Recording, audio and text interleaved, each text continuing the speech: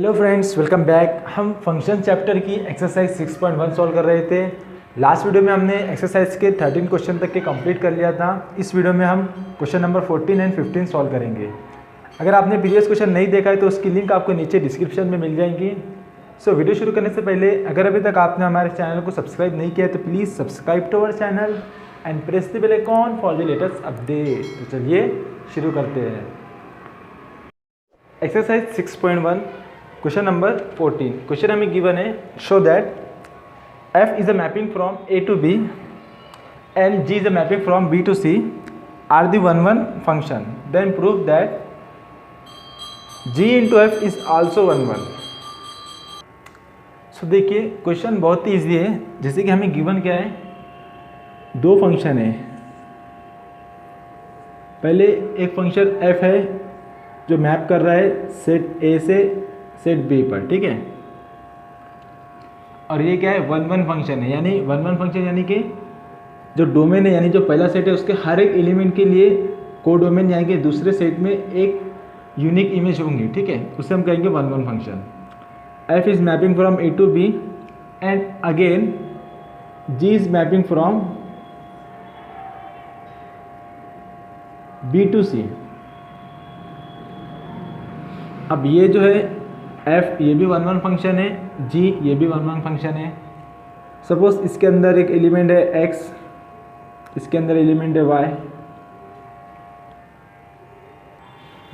और यहाँ पे आपको दिख रहा है y जो है x का फंक्शन है। दैट इज हम यहाँ पे लिख सकते हैं y is equal to f of x. Okay, हमने ये किया, हमने a से b पे एक फंक्शन मैप किया f। तो अगर a के अंदर x है तो b के अंदर क्या होगा, एफ ऑफ एक्स, है ना। या y बोल सकते हैं, y is equal to f of x. उसी तरह हमने क्या किया, b से c पर एक फंक्शन मैप किया g। तो c के अंदर क्या होगा, जैसे कि a से b पे करें तो a में x है तो b में एफ ऑफ एक्स है। अब b में y है तो c में क्या होगा, g of x. That is equal to हम z कंसिडर कर सकते हैं, ठीक है ना। अब क्वेश्चन में हमें क्या गिवन है, f और g ये दोनों भी क्या है, वन वन फंक्शन है। वन वन फंक्शन यानी कि डोमेन के हर एक एलिमेंट के लिए को डोमेन में एक यूनिक इमेज रहेंगी। उसी तरह अगर g के लिए बात करें तो उसका डोमेन b है और को डोमेन c है। और हमें प्रूफ क्या करना है, f into g is one one function. यानी कि हम a से डायरेक्ट c पे मैपिंग कर रहे हैं और जो बीच में फंक्शन कौन सा आ रहा है वो आ रहा है f इंटू जी आ रहा। ओके, तो हमें बताना है कि ये जो फंक्शन है ये वन वन फंक्शन है करके, ये हमें प्रूफ करना है। जैसे कि इससे प्रीवियस जो हमने क्वेश्चन सॉल्व किए थे उसमें हमें बताना था कि फंक्शन वन वन है या ऑनटू है। तो उसके लिए हमने क्या लिया था, एक कंडीशन लिया था। कंडीशन क्या थी, हम कंसिडर करते थे f of x one is equal to f of x two, ठीक है। एक्स वन और एक्स टू क्या थे, डोमेन के एलिमेंट थे। और ये कंसिडर करने पे हमें क्या लाना होता था, हमें लाना होता था x one is equal to x two, ठीक है। अगर को डोमेन के दो एलिमेंट इक्वल है और उसी के साथ हमें क्या क्या मिलते हैं, डोमेन के दो एलिमेंट इक्वल मिलते हैं, तो हम क्या कह सकते हैं कि जो बीच में जो फंक्शन है मैप कर रहा है वो क्या है, वन वन फंक्शन है। ओके, तो ये हमें गिवन रहेगा। अब ये हमें गिवन क्यों रहेगा, क्योंकि हमें क्वेश्चन में गिवन है कि जो फंक्शन है एफ वो क्या है, वन वन है, ठीक है। उसी की तरह यहाँ पे भी इससे यहाँ पे फंक्शन g है, g of y one is equal to g of y two अगर हम लेते हैं तो हमें क्या मिलेगा, हमें मिलेगा y1 is equal to y2। क्यों, क्योंकि हमें गिवन है कि g जो है, g और f दोनों भी वन वन फंक्शन है। ओके, तो इनका यूज़ करके हमें क्या बताना है, हमें बताना है एफ जी ये क्या है, वन वन फंक्शन है। तो वो हम इसमें प्रूफ करेंगे। ओके, तो ये कंडीशन आप ध्यान में रखो, बस इसी का यूज़ करके हमें इसे प्रूफ करना है। ओके, और एक मेन जो पॉइंट है वो क्या है, यहाँ पे मैंने थोड़ी मिस्टेक हो गई है, g ऑफ x लिख दिया हुआ है, ठीक है। डोमेन में कौन से एलिमेंट है, यहाँ b में y है तो ये जो होगा g ऑफ y होगा, ठीक है। और g को हम किस तरह से लिख सकते हैं, g ऑफ y लेकर है, ठीक है। That is g of y। y क्या है, y is equal to f of x, तो हम यहाँ पे लिख सकते हैं g of f of x. तो ये कंडीशन आपको ध्यान में रखना है क्योंकि हमें इसी के यूज़ करके इस तरह से प्रूफ करना है। ओके, सो सॉल्यूशन या प्रूफ हम कह सकते हैं, सबसे पहले हमें गिवन है एफ एंड जी आर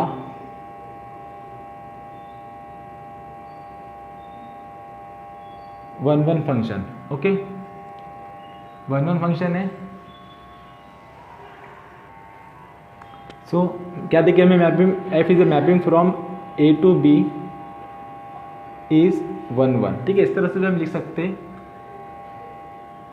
तो अगर फंक्शन 1 1 है तो हम क्या लिख सकते हैं, so therefore f of x1 is equal to f of x2। Okay, और इससे हमें क्या मिलेगा, which gives us x1 is equal to x2। इसे इक्वेशन 1 दे दो। ठीक है, अब ये क्यों लिए, क्योंकि हमें क्वेश्चन में गिवन है कि जो फंक्शन f है वो 1 1 है, इसलिए हमने यहाँ पे लिया। सिमिलरली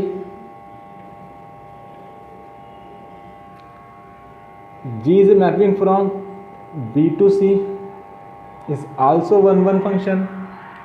सो g के लिए हम ले लेते y1 is equal to g of y2।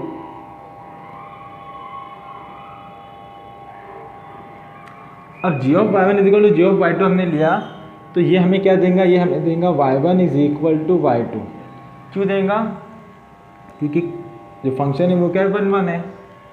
Okay, अब देखो यहाँ पे ध्यान में रखना, ए डोमेन है, एफ के लिए ए डोमेन है और बी को डोमेन है। ठीक है, तो ए के अंदर कौन से एलिमेंट रहेंगे, ए के अंदर x1 x2 रहेगा और बी के अंदर एफ ऑफ x1 और एफ ऑफ x2 रहेंगे।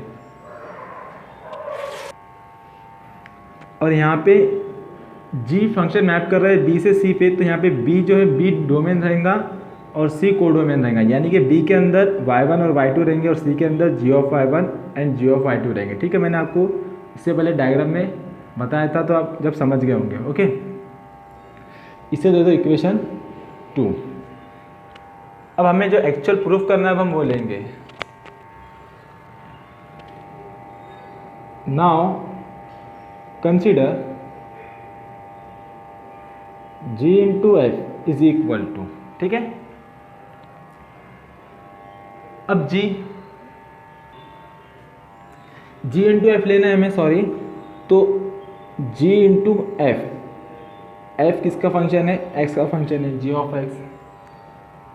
लेकिन हम प्रूफ करते तो हम दो एलिमेंट लेते हैं। ठीक है, कोडोमेन के, तो हम जो सेट C के अंदर के दो एलिमेंट लेंगे, एक x1 नाम से लेंगे और एक x2 नाम से लेंगे। ठीक है, यानी कि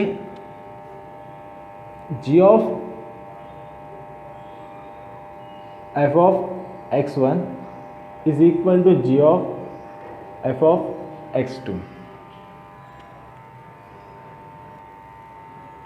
देखिए ये जो इक्वेशन है ये मेन इक्वेशन है, ये आप किस तरह से लेना है आपको ये समझ में आना चाहिए। ठीक है, अब हमने ये किस तरह से लिया, अगर आपको नहीं समझ में आया तो मैं यहाँ पे आपको साइड में बताता हूँ।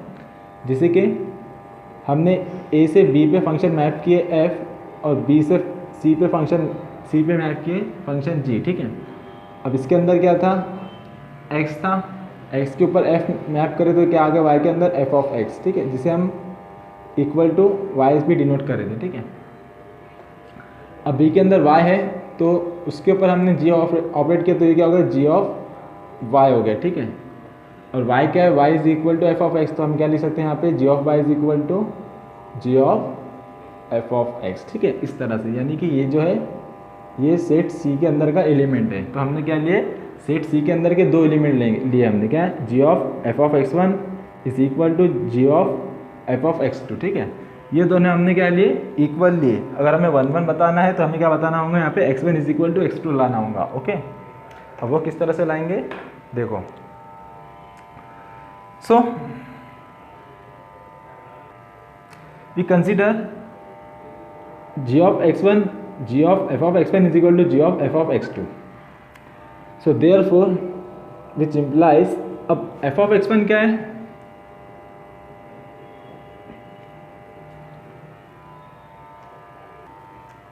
F of x nothing but Y.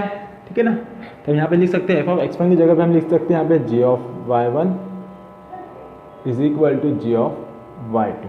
Okay, क्योंकि क्या था यहाँ पे y is equal to f of x, जो कि सेट B के अंदर के एलिमेंट है। अब y1 इक्वल टू हमें क्या मिला, g of y1 is equal to g of y2 मिला हमें यहाँ पे।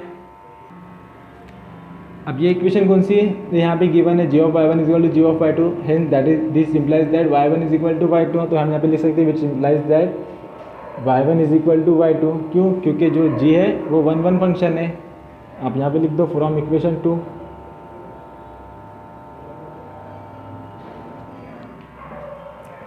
एंड आगे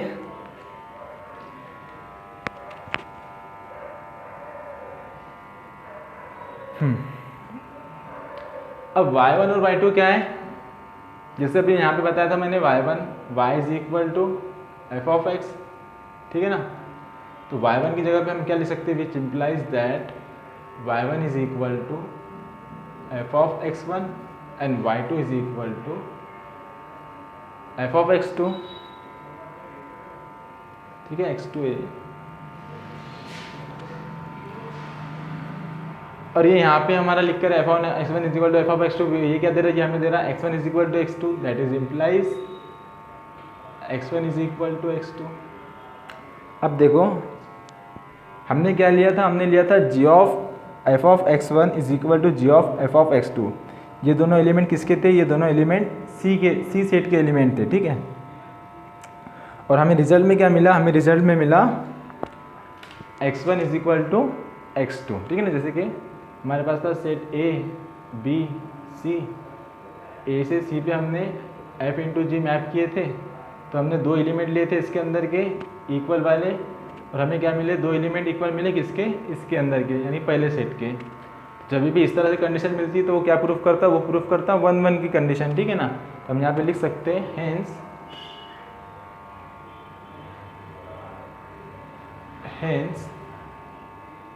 f into g is 1 1 function. Okay, बहुत इजी क्वेश्चन था, इस तरह से हमें इसे सॉल्व करना था, which is our required answer. अगर आपको कोई भी डाउट है, कुछ समझ में नहीं आया तो आप मुझे कमेंट करके पूछ सकते हो। Okay, then next question, question number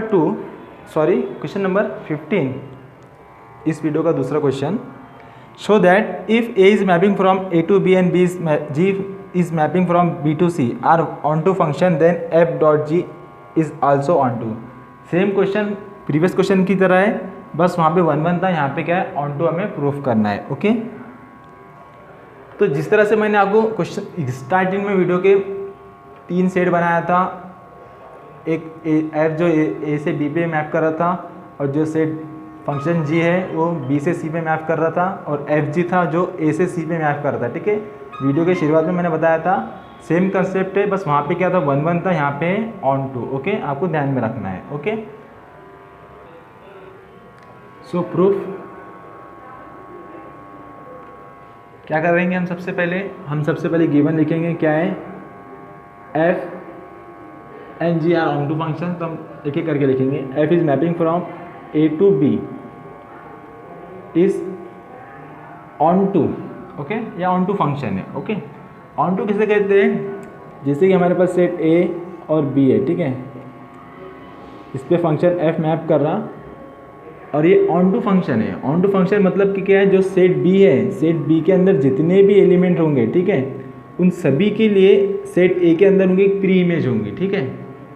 जैसे कि यहाँ पे y1 y2 y3 3 एलिमेंट है, तो यहाँ पे भी 3 एलिमेंट होना ही चाहिए सेट ए के अंदर या डोमेन के अंदर, उसे हम क्या कहेंगे, ऑन टू फंक्शन। ओके, लिख सकते हैं for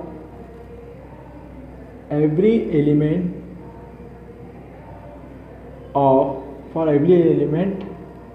y belongs to B, there exists an element x belongs to set A such that y is equal to f of x. Okay, so हमने ऐसा लिखे क्योंकि हमें गिवन था जो फंक्शन f है वो क्या है, ऑन टू है। इसका क्या मतलब हो रहा, b के अंदर जितने भी एलिमेंट रहेंगे y, उन हर एक के लिए सेट a के अंदर एक ऐसा एलिमेंट रहेगा जो कि हमें देगा y is equal to f of x. Okay, and हमें गिवन है एक और function g is mapping from b to c, is also onto function. Okay, ये भी ऑन टू फंक्शन है। तो सेम कंडीशन क्या रहेंगे, सेट सी के अंदर जितने भी एलिमेंट है उन सभी के लिए कोई ना कोई एक प्री इमेज होंगी सेट बी के अंदर, जिस तरह से हमने यहाँ पे बताया था, ठीक है ना।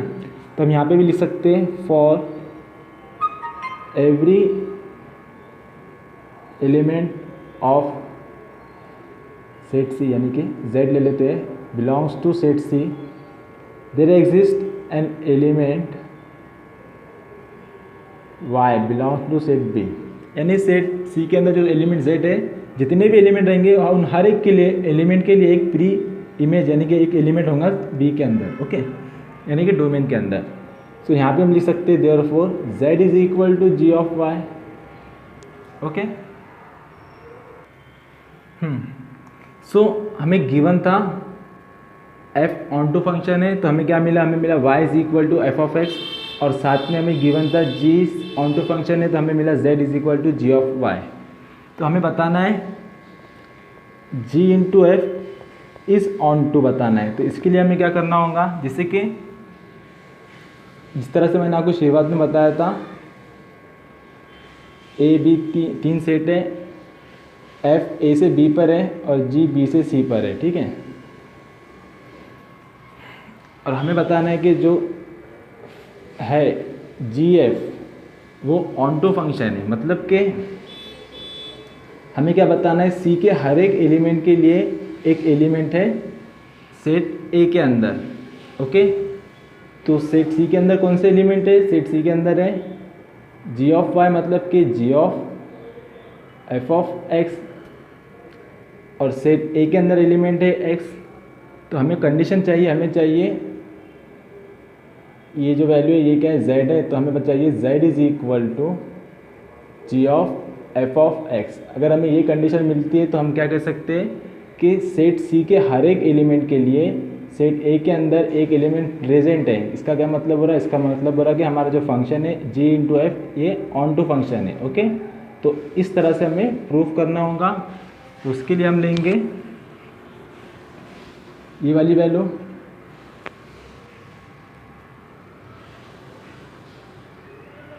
Now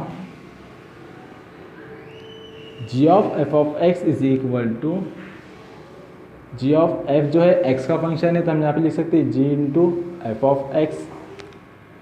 so that is equal to, हमने यहाँ पे लिया है F of x is equal to Y, so that is G of Y. हम लिख सकते हैं जी ऑफ वाई, हमें यहाँ पे गिवन था G of Y is equal to Z, that is equal to Z, which implies z is equal to क्या मिला हमें, G into F, that is G into F of x. तो here हम क्या लिखेंगे, for every element of z, z किसका element है, set c का, belongs to c, there exist an element x belongs to a।